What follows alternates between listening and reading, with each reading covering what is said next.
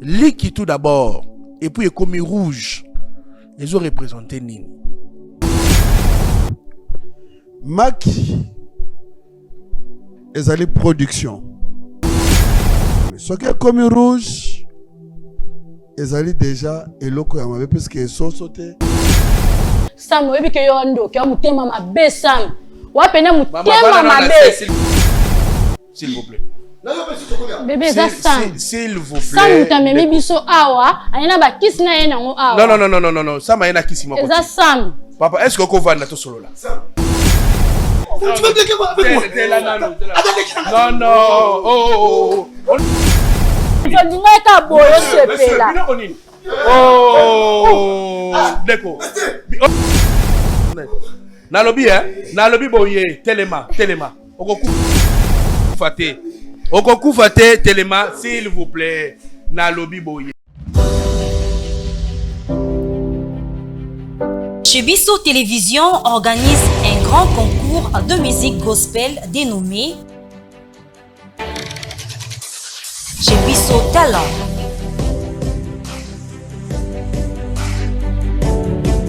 Vous êtes jeune chanteur gospel talentueux, l'occasion vous est offerte pour décoller et vous faire connaître partout dans le monde. Inscrivez-vous dès maintenant en envoyant votre vidéo d'acapella, y compris votre nom, post-nom et prénom.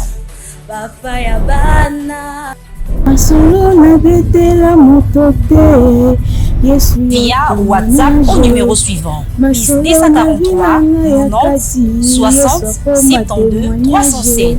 Les concours débutera le 4 juillet 2026 et la grande finale interviendra le 29 août 2026. Tentez votre chance pour gagner plusieurs prix et d'autres surprises. Chez Bissot Talent, la chance est là pour la promotion de vos talents. Pour plus d'infos, appelez plus 243 90 60 72 307.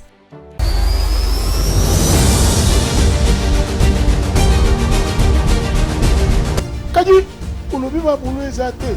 Dans le centre professionnel chez Bissot. Apesi bino occasion ya ko apprendre métier pour na kozala moto lobby. Spécialement conçu et organisé pour nous aider les orphelins. Venez être utile à la nation congolaise. Bana ya bamwashi. Ole okende kutelengana na baterase ovanda ko nazane lokwa kusala te. Yaka kuyekola kokanga suki. Auto-école, prise de vue et esthétique. Le centre de formation professionnelle chez Bissot. Pour le métier Nzike. Formation de qualité, formation professionnelle à bas prix.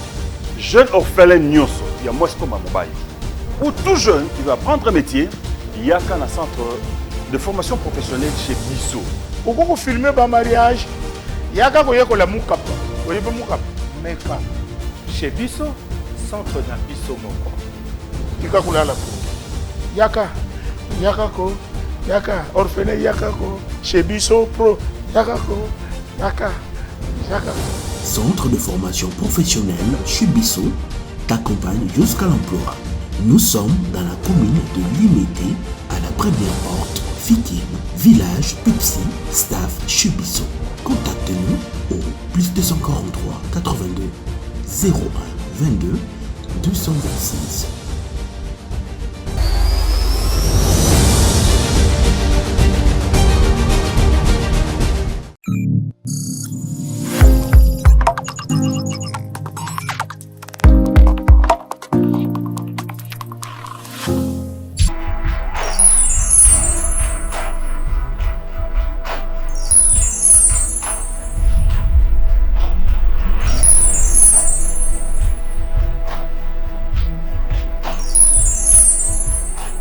Pendant 7 ans, moi la vérité.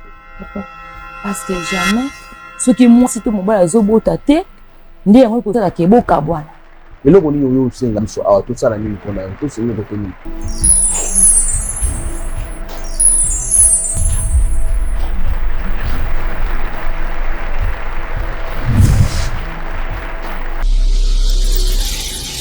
Chaîne chez Bissot Télévision, Facebook chez Bissot TV, YouTube, Chebiso TV. WhatsApp, plus 243 97 35 88 380. Notre adresse, première porte Fikine, village Bracongo, dans la commune de Limete. C'est un plaisir pour moi de savoir que vous êtes très nombreux en train de nous suivre. Bienvenue, mesdames, messieurs, sur votre chaîne Chebiso Télévision, la chaîne qui vous ressemble. Un grand merci pour votre confiance, votre fidélité. Mesdames, messieurs, vous savez très bien, avant de commencer cette émission d'aujourd'hui, j'aime bien dire merci.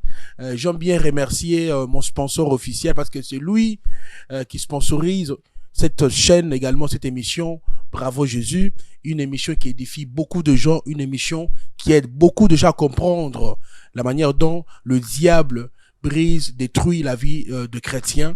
Alors, c'est un plaisir pour moi de vous les présenter. Alors, avant de commencer encore, je dis un grand merci à Oyo, Ben Arabiso pour notre soutien à travers notre orphelinat. Bravo Jésus, qui se trouve au niveau de la commune de Matete, quartier Viaza, numéro 27A. Et pas puis orphelinat Bravo Jésus et Zouami. Là-bas, toujours que, mesdames, messieurs, Bobo Sanabi sauté, vous allez bon, on a la bitige, Oyo, Batana Bosenga, Yalisungi Nayo, Baïba Kozamwa Lipa, tu vas pas qu'on foute la bango Isika, place à Kolala, en tout cas, et qu'on s'en abisso bien, et puis Nzamba Kosepela. Nega Bibili le Loba, Oyazoli Anama la bitige, Azo Bomba. Ça veut dire que, quelque part, Nzamba Kokanisayo autrement. Moi, je bénis Dieu, na Mandekonyo, so déjà, Oyo Bachaka à la main, dans la patte, pour que ces enfants puissent avoir une vie meilleure. Bakenekelasi, Bazomo Pampers, Bazomo Lipa, Bazomo Loso. En tout cas, merci à vous. Déjà, ben Arabiso, c'est vrai que nango bazo à vacances déjà et tout ba préparative pour la rentrée scolaire. Nega tout ça là aux cahiers, aux stylos, aux sketch, aux uniformes. N'hésitez pas de contacter Papa Chic Moukadi. Également, je vous informe que tout ça toujours dans matanga, na cadre toujours Yakolela. Moko Yabiso, ingénieur Ben qui est parti, qui a aussi laissé derrière lui œuvre Oyo Lelo, beaucoup mon logo Bravo Jésus, beaucoup mon design, beaucoup de choses et notre frère Ben a pu réaliser qui n'est plus avec nous. Toujours c'est la programme et la famille, tu recommuniquer bien toujours. Ceux qui ont sens touché na Sangoya Mawa, ceux qui Bravo Jésus et Teyayo et Pambolayo, n'hésitez pas de nous aider avec un petit rien pour soutenir la femme ainsi que ses enfants. Oyobatikali et Gosenga que bana wana base eloko kolia bana kolezi, je pense que tozo ya déjà bobonga mapanza sango que Bravo Jésus et zoya na niveau à kolezi. Préparez-vous na mois ya août, je pense que au plus tard le 15 le 28 le 29 tozadana na mboka ya kolezi pour na ko partager ensemble. Alors mesdames messieurs, pour na zota mingité na ki kopesa bongo mbote na pasteur Oyo à quoi intervenir na émission kwa lelo, pasteur Gabi. Papa Gabi, bonjour et bienvenue. Bonjour président, merci.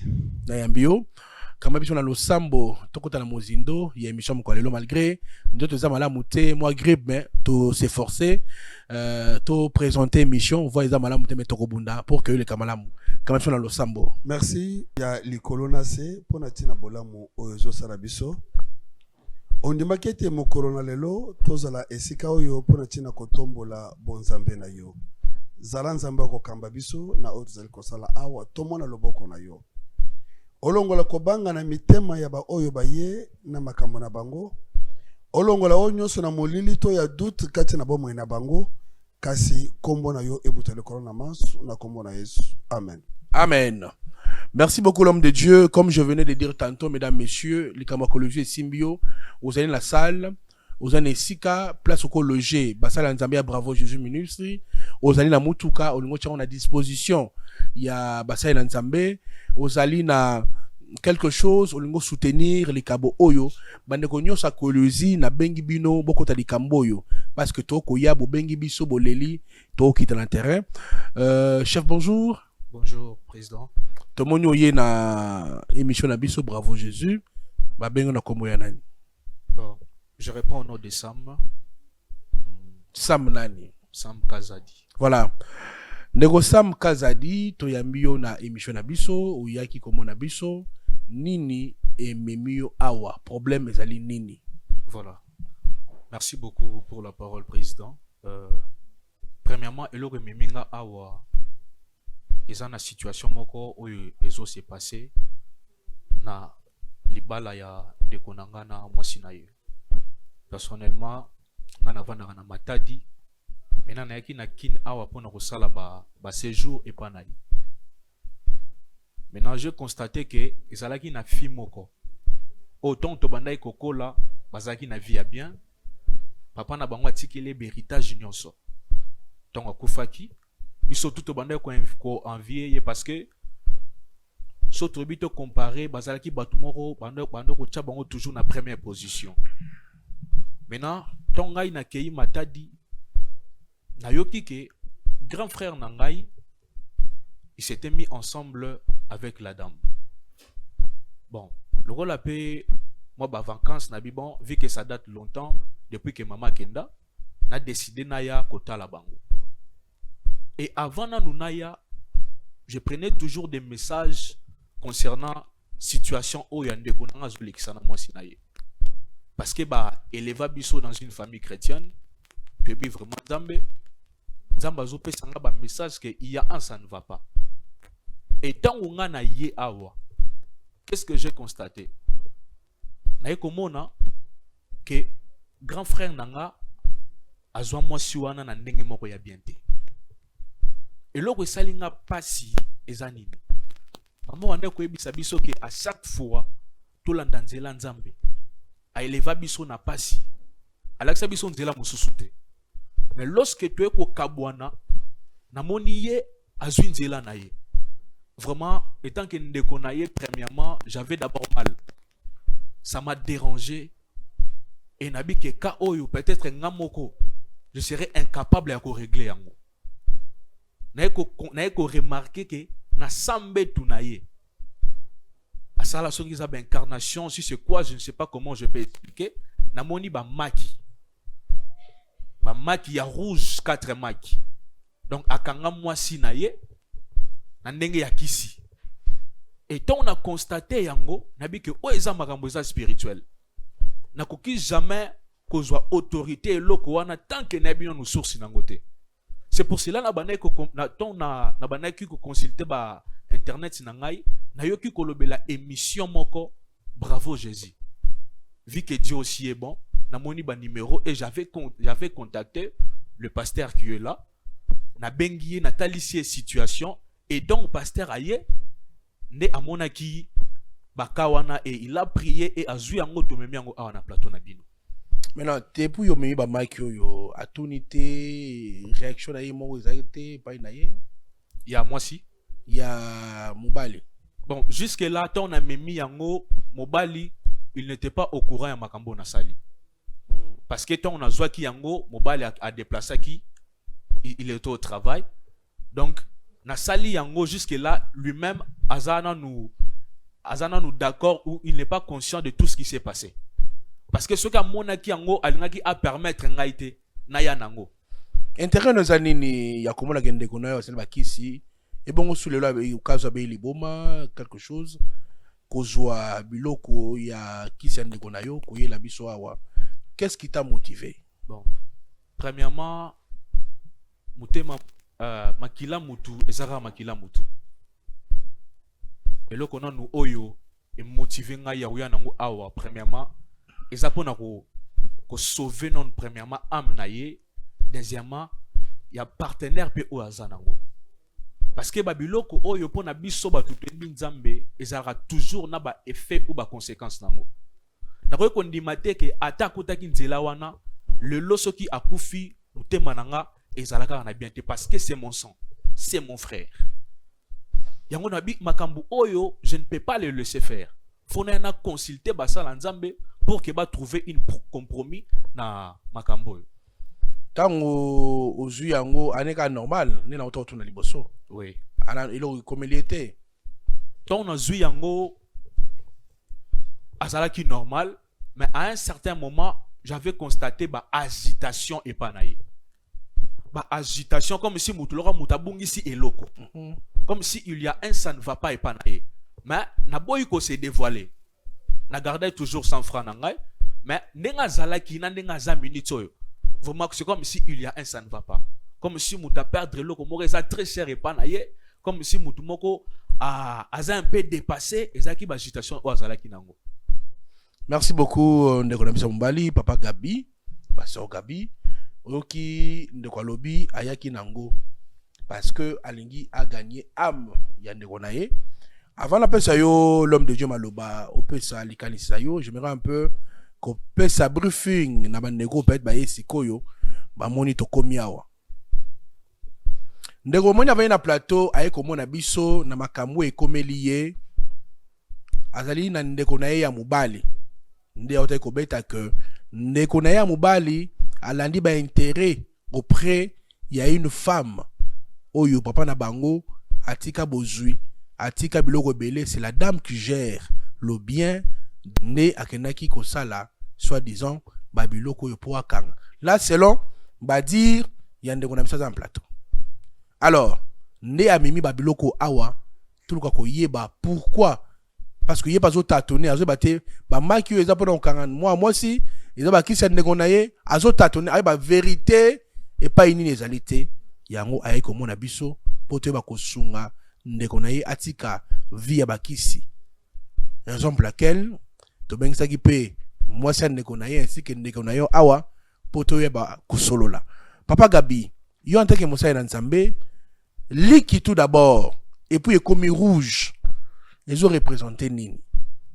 Merci président pour na kopesanga maloba na lingi ko ba ke yambo makyo komawa epesa ki biso mosala makasi ndeko ayaki komona nga na bureau korelate nga lisolo ndenga lobi boye asenga ki na biso tokende kosambela bipa yezo vanda tango tokomi na kosambela ndeto komona mbe to place bazolala nzamba yako tindika biso tomoni biloko. Normalement on ne pouvait pas venir avec ça mais lokolo ezaki déjà emonana ki na miso na biso kotika yango ilinga ko na conséquence ya mabe par rapport ya mukolo biloko yo maki ezali production oyo esalaka ke ebota ekoma ebele mais soki ekomi rouge ezali déjà eloko ya mabe parce que soso te abota kama ki ya rouge mais batuna bisala sala batuna milimo mabe batuna bakisi nde basala kabilo ngo ekoma boy. Rouge c'est le sang.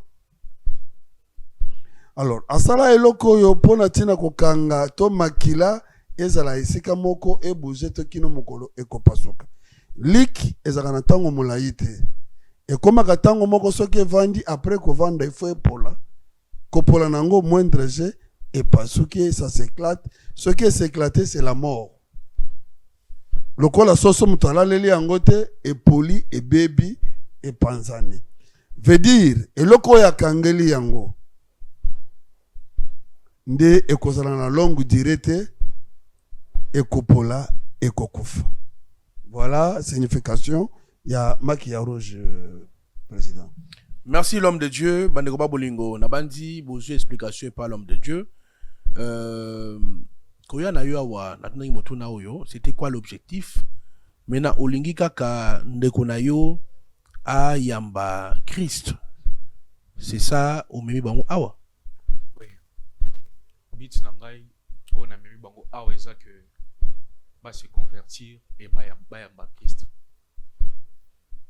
to vandi na milieu oyo eza na bato ebele oyo bakota kota banzela oyo aujourd'hui bazo tambola na nzela bakomi maboma eza na beaucoup de conséquences même maman tanga otika biso parce que biso la tribu na biso qui c'est les karaté la première des choses ton na monyango na ebité ce qui a brisé qui ba étape ou bien il était inconscient de ce qu'il avait fait biso pas na biso so simbi kisi aux en longue vitesse mais à ma grande surprise je n'ai pas compris bon le rôle là nazama kila na ye je ne peux pas lui laisser dans l'ignorance.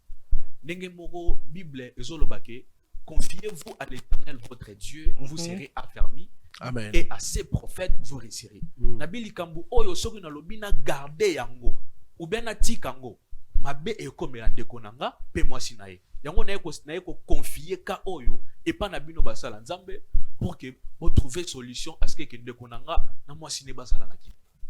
Merci beaucoup, bien dit, bien parlé. Alors mesdames, messieurs, boyoki nenga peseli. Alors moi j'en profite aussi pour dire aux gens, parce que c'est pas bien d'aller chercher des gris-gris au kota bikota, parce que diable a repéré sur na gauche, à botono na droite. Hein. Les lois, il y a conséquences, beaucoup de gens. Bah misusu, bah misala na bilembo, bah kata banzoloko. Yo kepa nganga, poasi sa yo diabète. Yo diabète et sili, mais au beau sali ko sali pacte, sans le savoir. Pacte wana yo diabète et sili, mais génération na yo zoya, bah omi kobela ba diabète. Yo ozo na lelo ba to, ah, maman la biso abela misu, maman la biso abela maladie bo, mais zo kita génération en génération. Alors faut être prudent, ba ne roba bolingo. Tant ozo kota nda kwa nganga. Ma ata marabout, c'est du même hein. On a kota nda kwa nganga te, na gane ba musulman, na gane ba marabout, faire ceci faire cela. Alors faut faire attention, tant ozo ke neko simba bisimba simba, maki o ozo représenter be via moto. Ma qui ont représenté ma cambo belé. Alors faut faire attention au kebanga sengyo soso. Au keiba traité en bas sur papa yarana soso. Tout ça il faut être prudent parce que tu risques de faire quelque chose et regretter après. Voilà. Tolana Sport et puis on se retrouve pour la suite de cette émission. Bravo Jésus.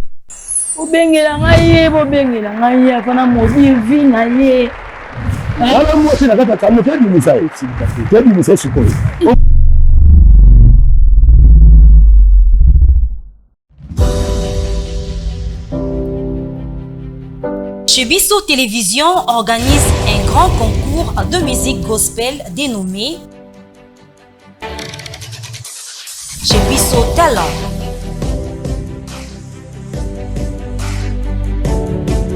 Vous êtes jeune chanteur gospel talentueux, l'occasion vous est offerte pour décoller et vous faire connaître partout dans le monde. Inscrivez-vous dès maintenant en envoyant votre vidéo d'acapella, y compris votre nom, post-nom et prénom.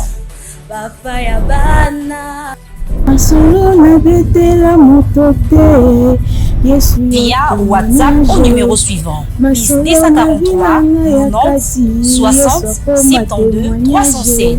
Les concours débutera le 4 juillet 2026 et la grande finale interviendra le 29 août 2026. Tentez votre chance pour gagner plusieurs prix et d'autres surprises. Chez Bisso Talent, la chance est là pour la promotion de vos talents. Pour plus d'infos, appelez plus 243 90 60 72 307.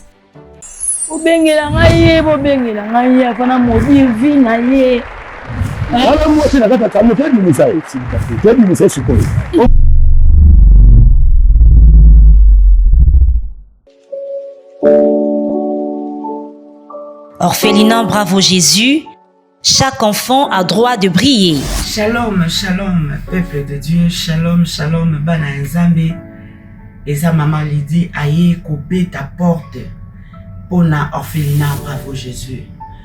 Bien-aimé, na ye kotalisa yo secret moko ya kobongisa 4e génération na yo kosala bolamu egangaka. Surtout ko penser na orphelin, na veuve, pe na ba indigent.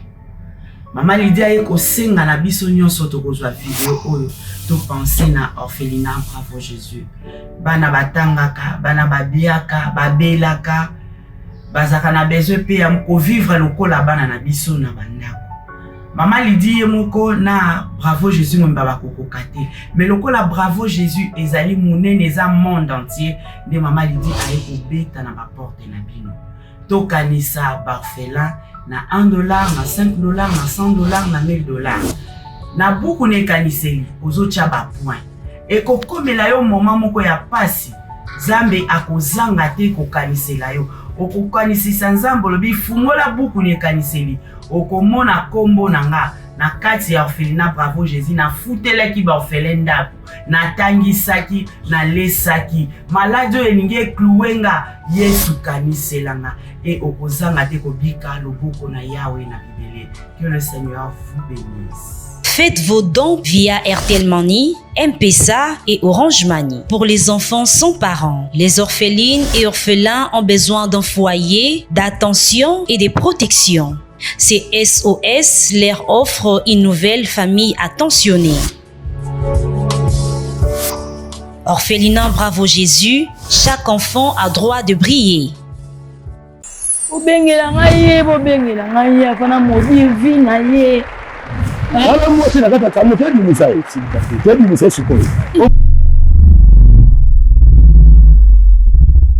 De retour, mesdames, messieurs, Totally Sports. Alors, je rappelle encore que Bravo Jésus, na niveau ya Kolulzi, Motonio, Swalinga Kotali Kamboyo, alloger basala nzambe, ozana ndakuna munene, ozana bis na yo, ozana quelque chose que tu peux faire pour l'activité.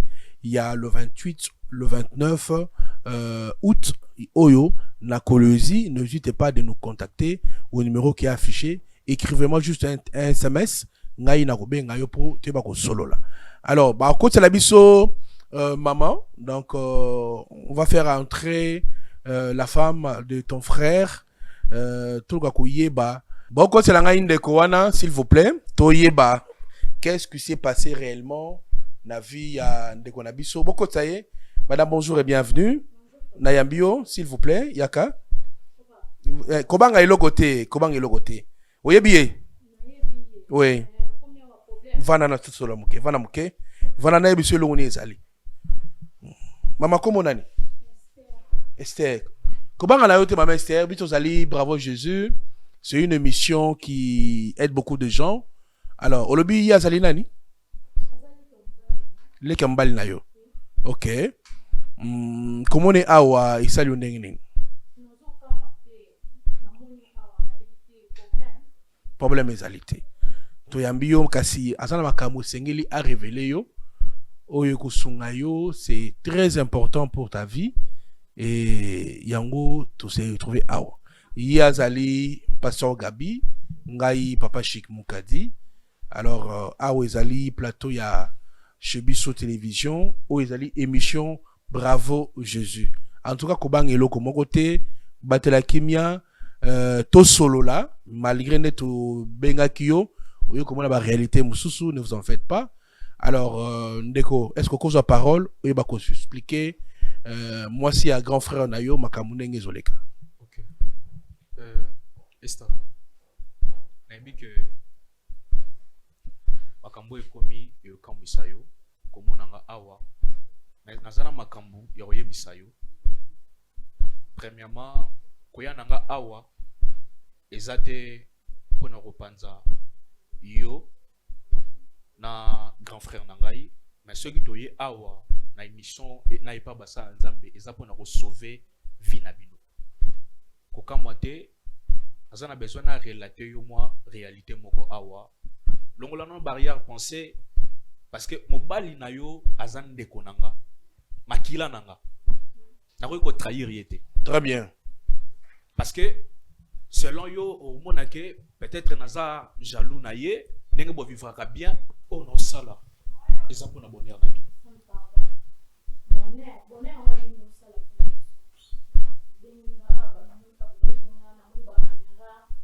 Problème ezali basolola na bonheur ngo famille na déjà basa na mbongo. Tozana nyonso esensi bonheur ngo ezolukila biso nzela.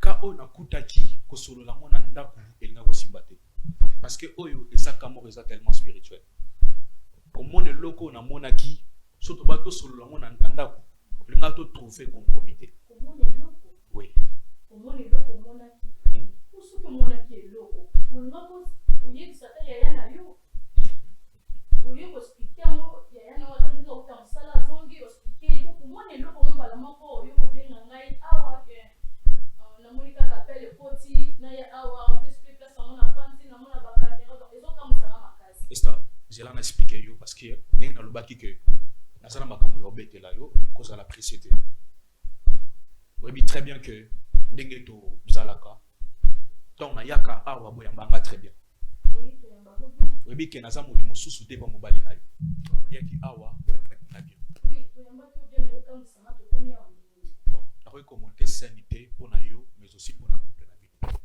ozomona biloko eza likolo ya mesa wana yoka sikoyo vérité biloko oyo eza baesthétique ya mesa te eza maki oyo ememi na chambre na yo na sambetu na yo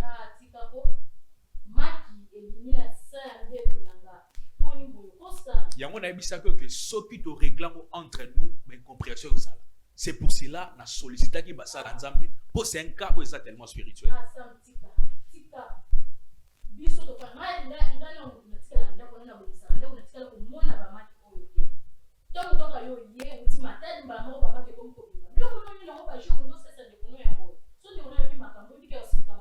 libandeli nayebisaki oke na ye te mpo na kokabola bino makambo oyo eza spirituel ntongo namonaki yango premièrement ngai elekelaki ozwi mamaki oyo wapi mapapa toke no mamaki ozwi yango wapi mamaki oyo namoni yango na sambetu na sambetu ya mama mama yo ntango osalaka ndako na yo omonaka bamaki oyo te na sambetu esikala kozala te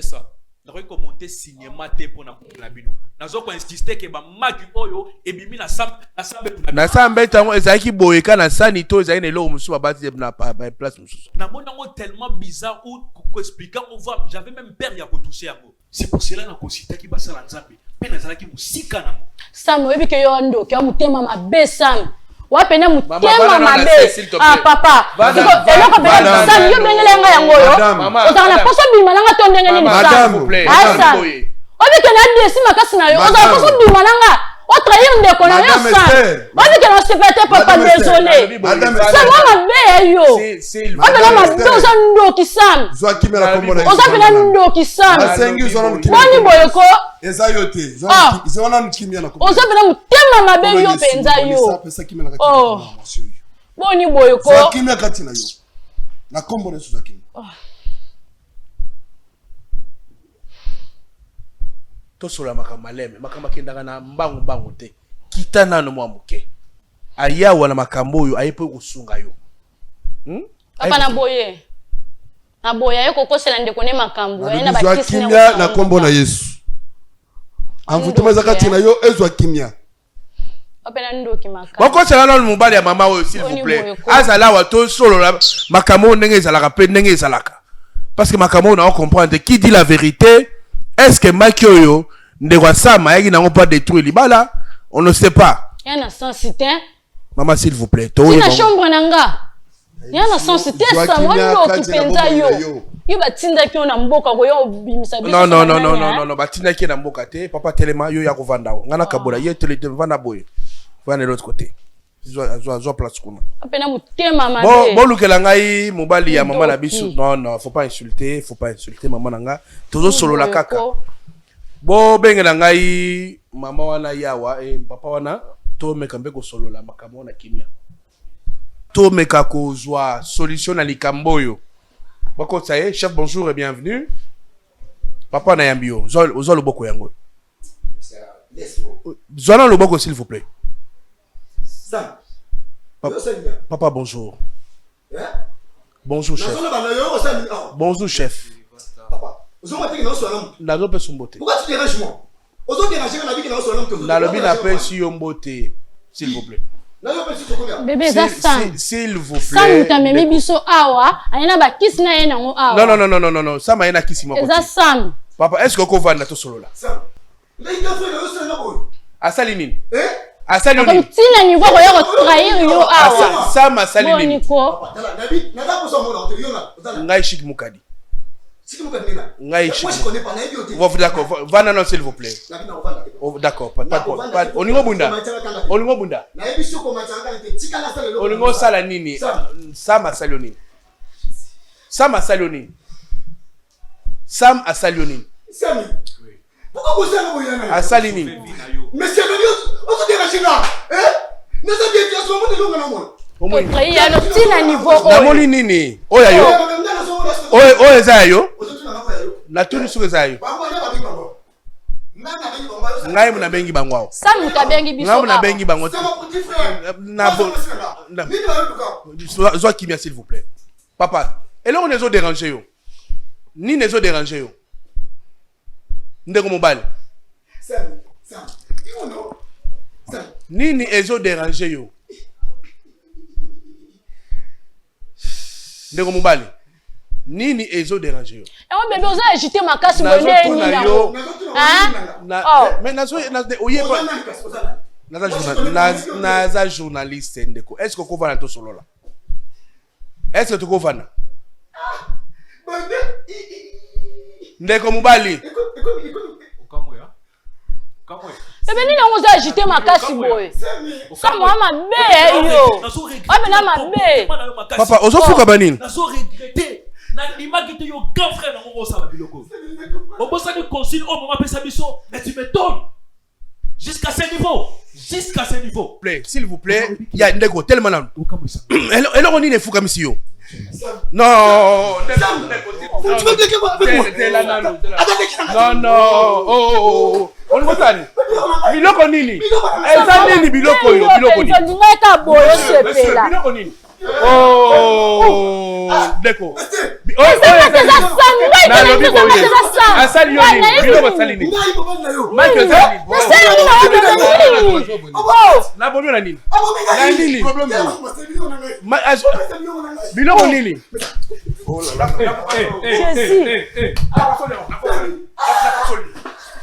Na pasoli moko. Na la bibo ye zela. Sokeza vina yo okokufa. Abomio na nini? Tala maki yango. Tala maki na komona Yesu. Tala maki. Donc maki yo, maki nde yango yo okanga ndengo na. Na lobi boye telema. Okokufa te telema s'il vous plaît. Na lobi boye ndeko nanga s'il vous plaît. Zwa kimia. O ezalini. Ezaba nini yo? Biloko nini kasi yebisa biso to sunga yo. Eza nini kasi? Eza nini? Na lobi boye eza nini? Biso to yebite. Yo yebisa biso eza nini? Eza nini? Yakofana. Non, s'il vous plaît. Bébé Ninango, Ninango. Boni boyoko. Monsieur. Zala na kimia tsama loko lukaki yango yo sepeli. Voilà na se. Papa, problème nini? Ndeko na ngai, ozolela nini? Hein? Nini? Abomio na nini? Yebisa biso. Nela pasoli maki moko boya mabe? Biloko nini? Ngai te. Yo, oyebaki biloko za na chambre. Na yebeloko te chez moi na frère ne na kama sa. Yoka, zwa kimia kati na bombo na yo. Ba mvutema so sali sa fana na kimia. Zwa kimia kati na yo na kombo na nkolo Yesu. Milimo oyo bakanga ki yo pe milimo oyo zo sala te o miyeba te elongwa kati na kombo na Yesu.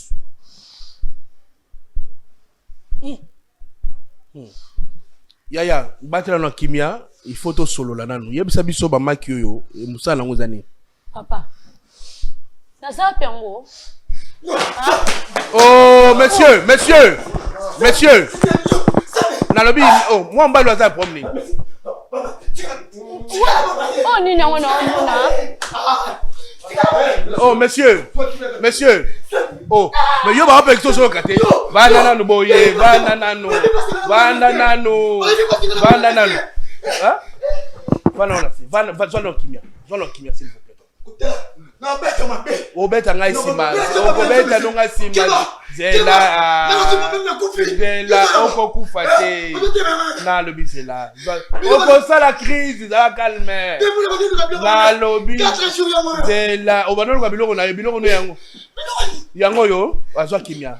Tozo pesa yo, azwa kimia. Zwana kimia na kombo na Yesu. Zwa kimia. Yo nani yango? Oh, me mobali na yo. Mobali na ngai. Oh. Ngana balate? Me makamoto ya pona mobali na yo kasi badani yango yo abasa. Wa sera osuba akango na kisi. Ba kisi? Ngana balate? Maman, boti ka o distraire biso maman. Balate nini yo ya pona problème. Ngana balate. Yo ya pona problème.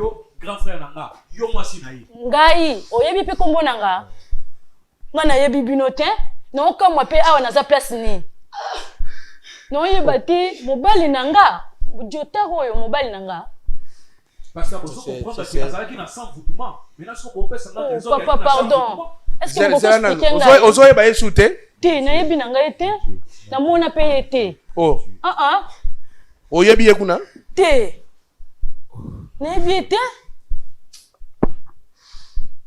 boza banani yango OK yokana ebisa zo kimia ka tsela bangona ebisa yo omoni tu étais sous les envoûtements bakangaki yo na kisi nde biloko oyo ozomona mobali oyo abalaki bovandaki na ye asalaki ke yo omiyeba te azwa yo okoma lolenge ozali ndenge oza boyi ozalaki na malédiction ozalaki ya kokangama na baenvoûtement bakangaki oyo elamba omiyeba te ozala lolenge ozalaki mobali yango ye mobali na yo mama mobali na yo mama mobali nanga mobali yo monsieur yo mobali nanga ebongi basambela mpona ntina lokolo retrouve bomoi na yo lokolo retrouve bomoi na yo kolo yesoza calme enango traumatisme soki biloko oyo te ozalaki te ya na yo nzambe obikisa yo kozali agite te okosala no bien wana calme zwa kimia tokosunga yo zwa kimia bakosambela mpo na yo tika makambo ya kisi eza malamu te tambola malamu bandeko babolingo tokomi na suka yemisha mokwa lelo na bandi soki seigneur azongi te tokutana bandeko esengi balenga na délivrance mobali ake osimbisa mwasi kisi abomi na ndako tala nzambe asalaka makambo na ye. En tout cas, que Dieu vous bénisse. Bye bye. Allô? Allô Masasi? Ya Masasi? Boni mama kuna na homme de veillard misunga. Naza déjà na misunga homme de veillard. Omoni tant maman a piqué crise. Alors na oki bien te. Tant bazo se ngombongo, yo tindi mbongo, bango bale ba songe ba kati ba songe ba memel ba dispensaire a mike. Eza sunde ngona te mama. Mena poto na kishasa la même chose. Et loko zo se pelisanga. Banda mama koma na misunga homme de veillard. Kotali mama. Oh mama zongi lokola bébé, bazo zo soya mama. Oh, mais les leçons moni mama, mama zongi génite. Maman zo lia 3 fois. Tongo midi popo. Deko nanga elo musu se pelisingai. Misunga homme de veillard. Oyebi ke bana courant zo kata na te. Soki esalika manœuvre pano eyali tan bana lumière 24 heures. Et puis connexion internet evanda. Et puis soki mama ayoki mal à l'aise ou bien mutu pasi nzoto déranger kaka na mutu na place à la liwana a fini bouton rouge. Docteur Mbango aza na kati. C'est pourquoi homme de veillard misunga eza na kati ya clinique misunga. De so futi Mbango nazo regretter te. Ah bon tu bien na ezali ba minganga bazo sala mama contrôle chaque semaine. Mais azala kuna abela te bazo sala examen. En tout cas ya Masasi emoneli penanga na pemi bana mama comme na homme de veillard misunga emoneli na misu te emonani bambongo na ofinda ya pampa bana c'est fini tout ça boko liango lisusu te homme de veillard misunga ngana bango rendez-vous quand la fin du mois na pemi te non tika ya fanda kuna lia tranquille apema ba médecin 24 heures sur 24 heures a continuer kuna ngana no pesa ka mbongo na fin du mois yebisa bango na changer comme on a comme il petit misuna babe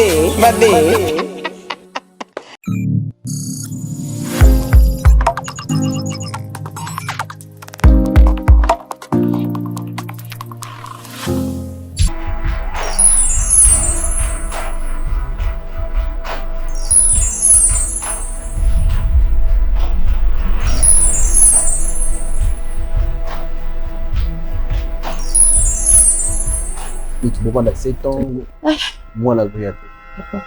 Parce que jamais, ce qui moi c'est tout mon bas zobota te, ndiye moi kota la keboka bwana. Mais là on y yo senga biso awa tout ça la nuit qu'on a tout c'est une côté ni.